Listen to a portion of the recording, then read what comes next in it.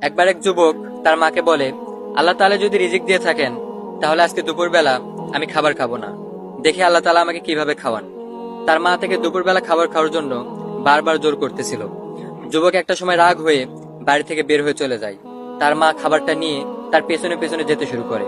যুবক একটা সময় বিরক্ত হয়ে গাছে উঠে পড়ে আর তার মাকে বলে যে আমি কিছুতে আজকে দুপুরবেলা খাবার খাবো না, তুমি চলে যাও।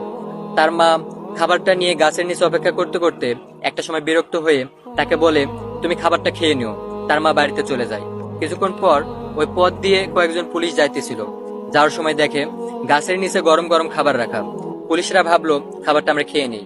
তখন একজন পুলিশ বলল যে এমনও তো হতে পারে যে ডাকাতরা খাবারের মধ্যে বিষ মিশিয়ে এখানে রাখছে ডাকাতি করার জন্য। তখন আরেকজন পুলিশ বলল যে খাবারটা যেহেতু এখানে আছে তাহলে ডাকাতও আশেপাশে আছে। খোঁজাখুঁজি করতে না করতেই গাছে তাকিয়ে দেখে একজন বসা। তাকে গাছ থেকে নামিয়ে বলে, খাবারটা তুমি খাও। তখন সে বলে যে আমি কিছুতে এই খাবারটা খাবো না। তখন পুলিশের সন্দেহ আরো বেড়ে গেল। তখন পুলিশরা তাকে পেটানো শুরু করলো। একটা করে বাড়ি দেয় আর সে খাবার খায়। এভাবে সবটুকু খাবার তাকে খাওয়ালো। তখন সেই যুবক বুঝতে পারলো যে আসলে রিজিক কি জিনিস।